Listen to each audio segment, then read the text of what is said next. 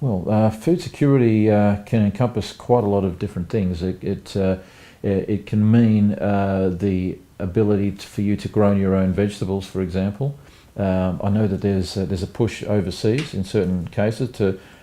for we're told for our benefit to restrict food growing to the experts.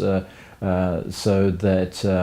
for our protection, so we don't get bacteria in our cauliflower or whatever, and so we have to buy it from the big producers and so forth. I don't think that's a good thing. I think that there's nothing better for people to be growing their own produce, for small farmers to grow their own produce as well, and not have huge amounts of regulations and license fees and whatever to make it almost impossible for someone to grow their own food. I don't think that that's a healthy thing, because what can happen is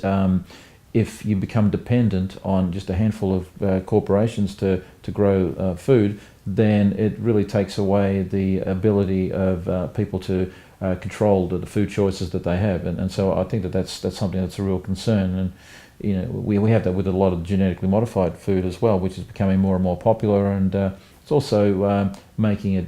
difficult for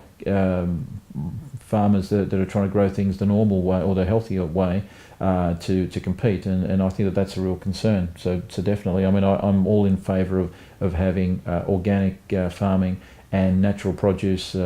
as close to nature as possible, and I think that's I think that's just a right that we should have, just like we have a right to breathe air and drink water. I mean, we should have the right to grow our own food and eat healthy food. I don't think it's asking too much to do that, but unfortunately what happens is governments in a lot of cases they tend to bow to pressure of some of these big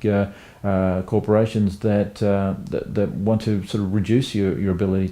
to have a variety of selection of foods and growing your own food, and they try to bring in